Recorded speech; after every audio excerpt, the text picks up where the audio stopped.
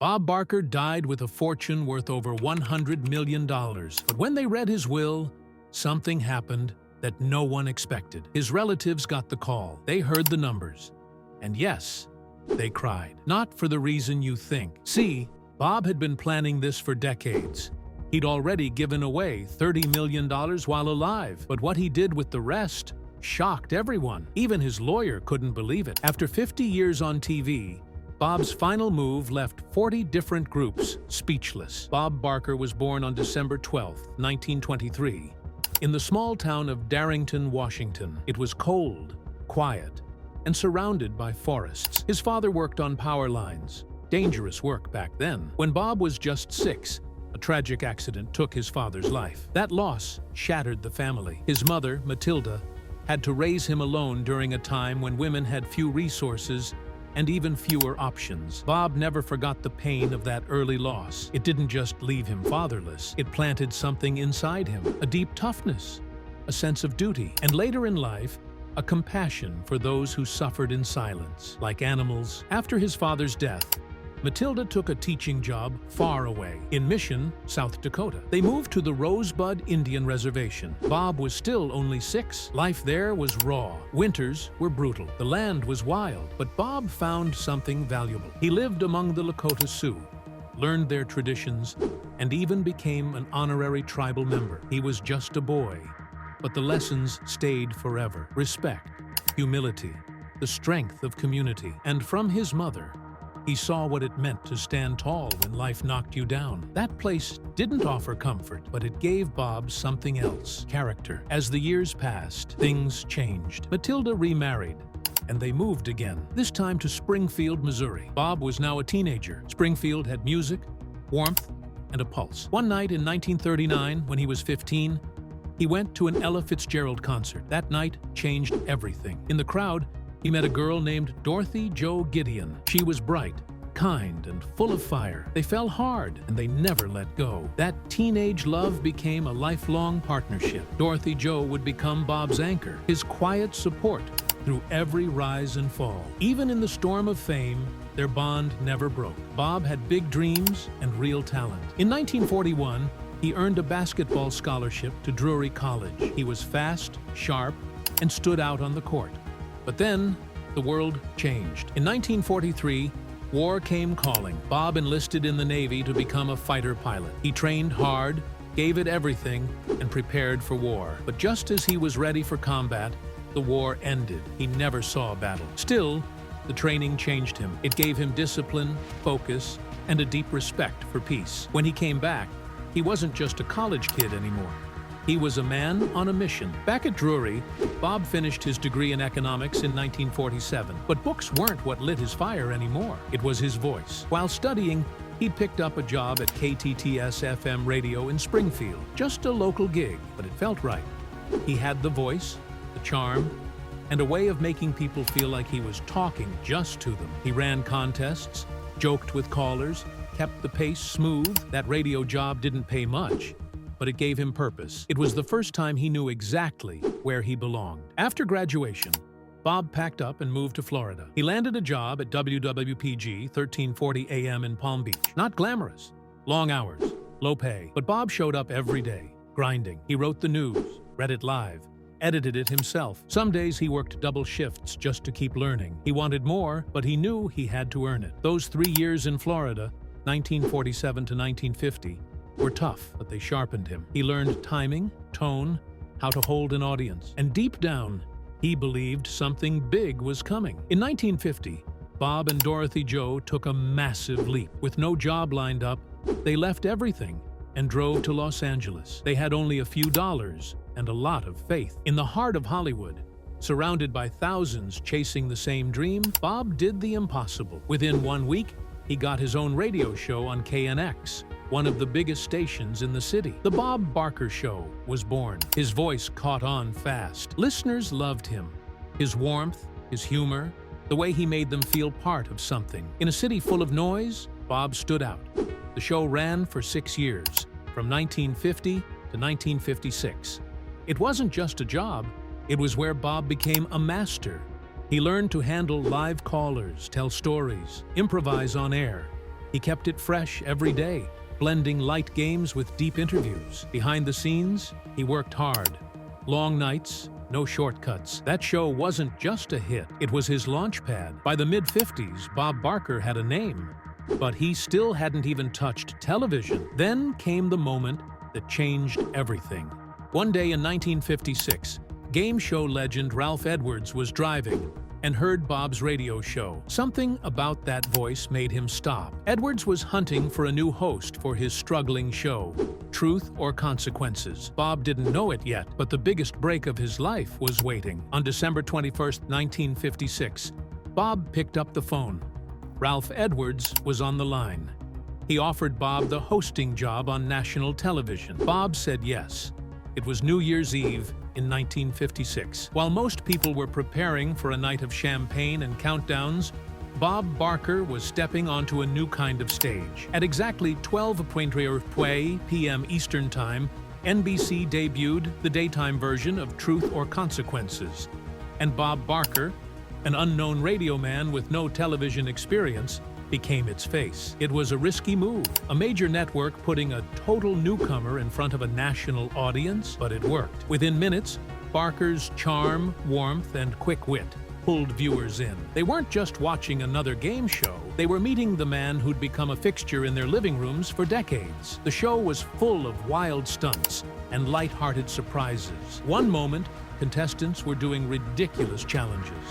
The next, Barker was promoting other NBC programs, including The Price is Right with Bill Cullen, a strange bit of foreshadowing no one saw coming. That single episode launched a career that would eventually define daytime television. As the show grew, so did Barker's influence. In the late 1950s, Truth or Consequences ran into a new problem: time zones. Live shows worked in one place, but not across the country. So Barker and his team came up with something bold.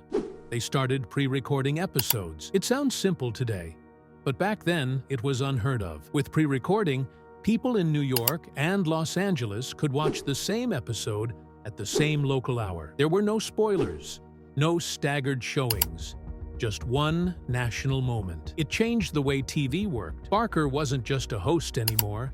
He was part of a technical revolution, and it paid off. Ratings climbed, and producers around the country took notes. Game shows were no longer just regional entertainment. They were national events. From that New Year's Eve in 1956 until the mid-1970s, Barker hosted Truth or Consequences for 18 years.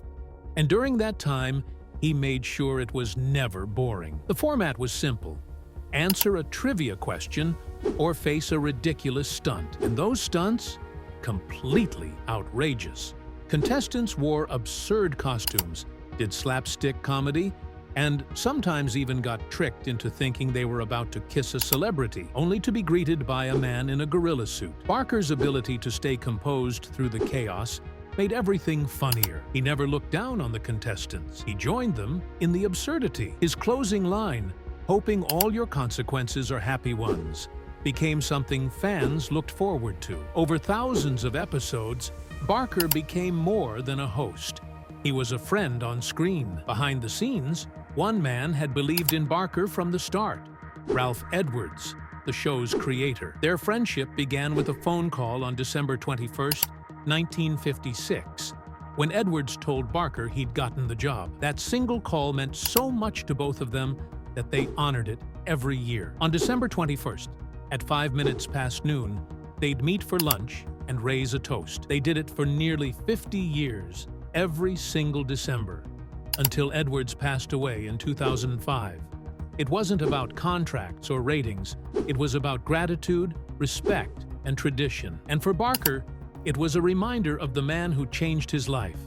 But Barker wasn't content with just one show. By the end of 1957, only a year into Truth or Consequences, he took on End of the Rainbow, another NBC program. It didn't last long, but it proved something. Barker could handle multiple shows without missing a beat. Over time, he hosted Simon Says, The Family Game, and others, sometimes all while still leading Truth or Consequences. This kind of multitasking was rare, especially for a man so new to television. But Barker made it look easy. He moved between formats and audiences with ease, showing a work ethic that would soon become legendary. Then came September 4th, 1972. It was the day Bob Barker walked onto the CBS stage to host a newly revamped version of The Price is Right. What made this moment special wasn't just the debut, it was the pressure. Two earlier versions of the show had already failed. CBS was gambling big, but with Barker at the helm, everything changed. Contestants were now picked straight from the audience. Pricing games became interactive and unpredictable. And Barker? He tied it all together with charm and humor. Within a few years, The Price is Right wasn't just another game show, it was the game show. In 1975, the show made another risky move. It expanded to 1 hour. No game show had ever done that. Industry insiders thought it wouldn't work. Audiences wouldn't sit through 60 minutes, they said, but CBS ignored the doubts, and it paid off. More games, more prizes, more laughs. Viewers loved it. The extra time let Barker shine even more. He joked with contestants, handled surprises on the fly, and kept the energy high from start to finish. By the end of the decade, The Price is Right was the top daytime show on American television. Other game shows tried to copy the hour-long format, but none could recreate the magic. And then there was the skinny microphone. It looked unusual, a long, thin wand in Barker's hand, but it fit his style perfectly. It didn't distract. It wasn't flashy. It let the focus stay on the contestants. Barker used it like a conductor's baton, pointing, teasing, laughing, listening. His style was never over the top. He didn't shout or steal the spotlight. He made the show feel warm and friendly, like a neighborhood gathering instead of a national broadcast. The mic became part of his image, and future hosts, even on different shows, tried to copy it, but few matched his grace. By 1990, The Price is Right had overtaken Truth or Consequences as the longest-running daytime game show in history. Bob Barker had done something no one thought possible. The show had lasted nearly 2 decades without losing steam. Cable was growing. Viewer habits were changing. But Barker adapted. He added new games, welcomed new generations of fans, and he never lost his touch. He once joked he thought he'd be replaced after a few years. Instead, he became the very reason people kept tuning in. When Barker finally retired in 2007, he had hosted The Price is Right for 35 years. He had won 18 Daytime Emmy Awards, 14 of them for Outstanding Game Show Host. That's a record no one has broken. But more than awards, Barker left behind something rare. A legacy built on kindness, humor, and a connection with millions of viewers. He used his platform to speak up for animals, famously reminding viewers to spay and neuter their pets. That closing line became almost as iconic as the show itself. Bob Barker didn't just host game shows. He ruled the stage of beauty pageants for more than 2 decades. It started back in 1967, when he stepped onto the Miss Universe stage in Miami Beach. That night, he introduced 56 contestants from around the world. His charm, calm presence, and smooth delivery made him a natural. Over time, he became the face of both Miss USA and Miss Universe, hosting nearly 22 years in total. People tuned in not just for the gowns and crowns, but to see Bob. He was professional but warm, making every contestant feel seen. But in 1988, everything changed. Bob walked away from the pageants. The reason? The winners were still being awarded real fur coats. Bob refused to be part of it. He didn't just quit quietly, he made it public. He called it a matter of principle. Thousands of fans supported him, and letters flooded in. The producers had to find someone else. Bob wasn't just a host anymore. He became a voice for animals, and people respected him even more for it. Then, in 1996, something wild happened. Bob showed up in a comedy film, Happy Gilmore. In this movie, he played himself, paired up with Adam Sandler's chaotic character at a celebrity golf event. No one expected what happened next. The two ended up in a full-blown fistfight. Bob wasn't just throwing fake punches either. He insisted on doing all his own stunts, and he had real martial arts training from Chuck Norris. He was 72, but he knocked Sandler's character out cold and dropped the now iconic line, "The price is wrong, B." That moment changed everything. Bob wasn't just America's grandpa.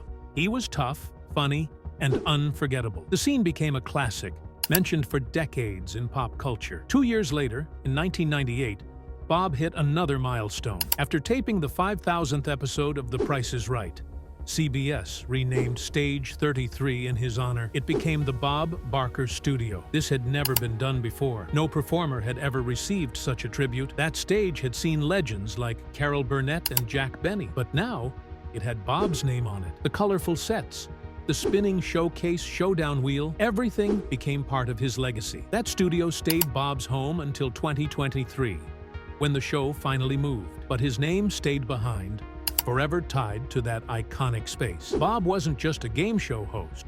He made surprise appearances in other shows too. On the sitcom Something So Right, he played a father in a rare dramatic role. He also popped up on The Bold and the Beautiful, both in 2002 and again in 2014. These appearances weren't just for fun. He used them to push his animal rights message, reaching new audiences in unexpected ways. Despite starting his Hollywood journey in 1950, Bob liked to joke that it took him 45 years to finally make it into a movie. But when he did, he left a mark. One of the biggest surprises came in 1987. On October 15th, Bob showed up on TV with gray hair.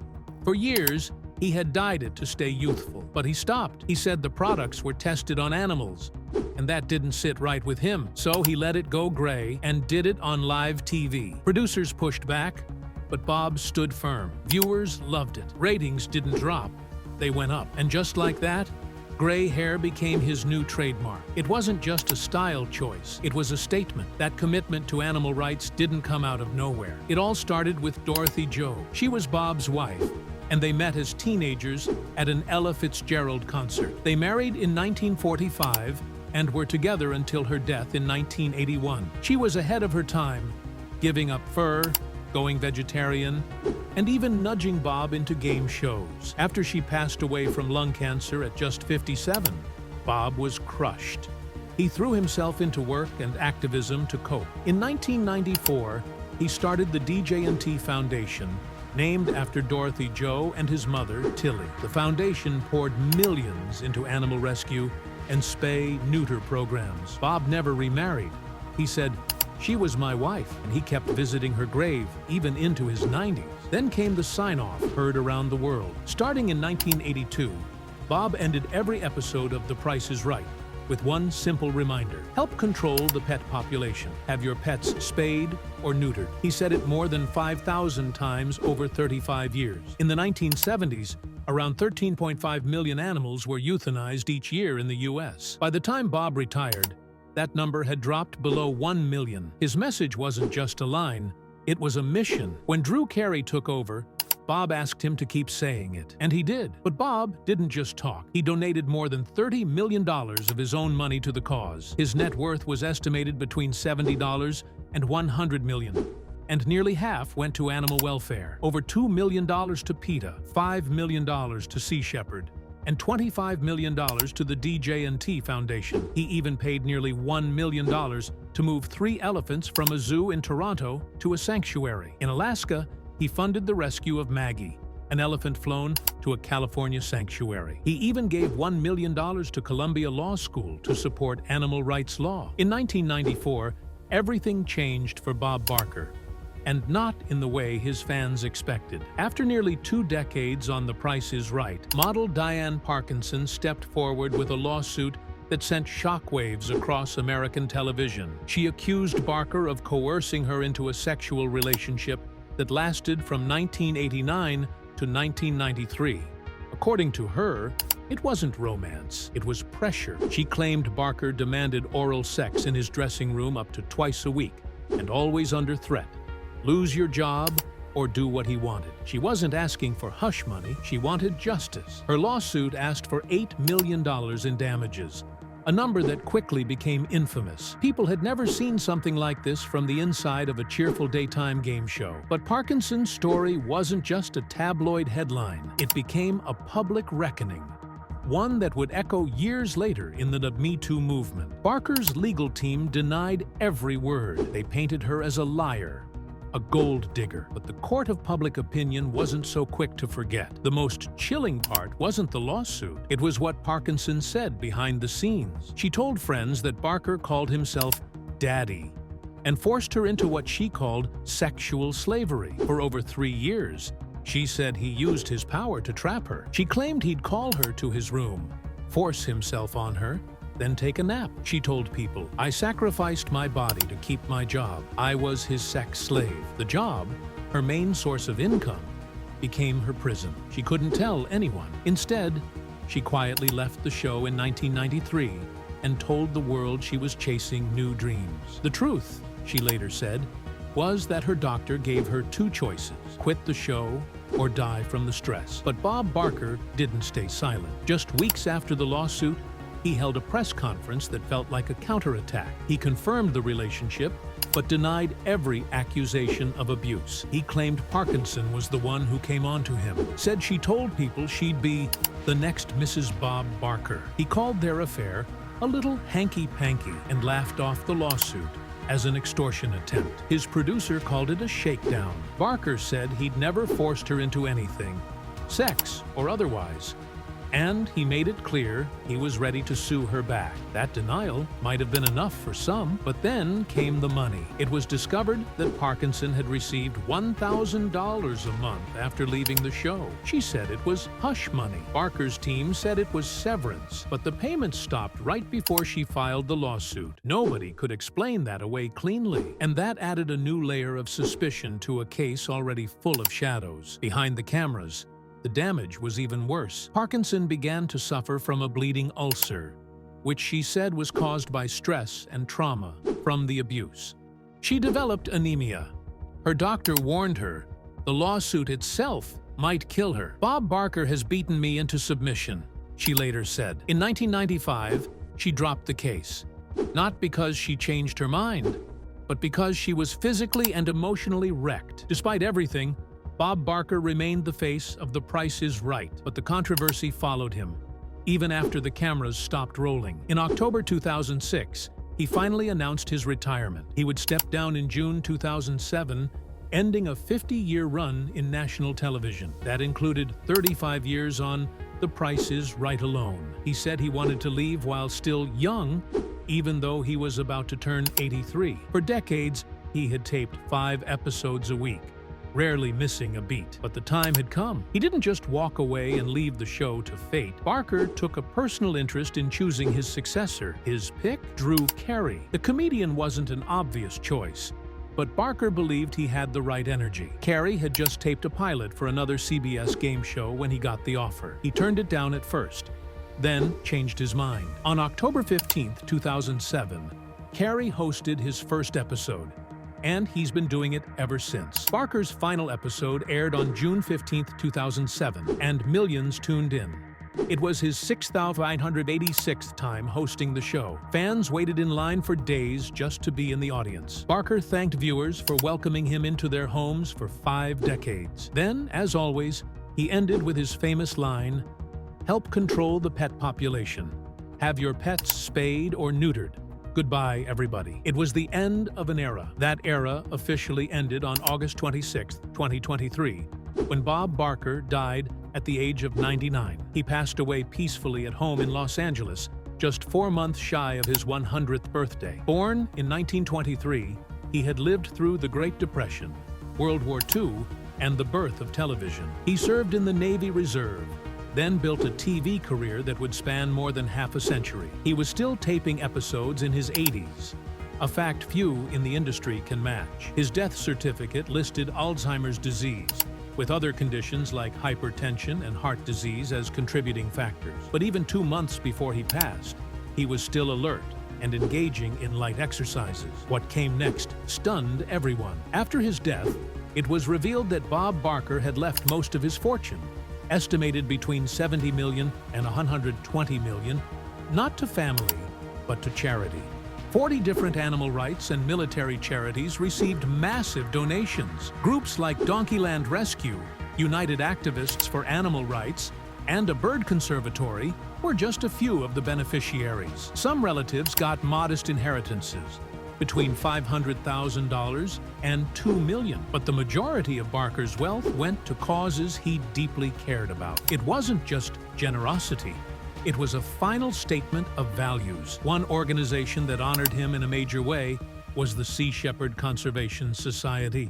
They named 2 anti-poaching ships after him, one in 2009 and another in 2024.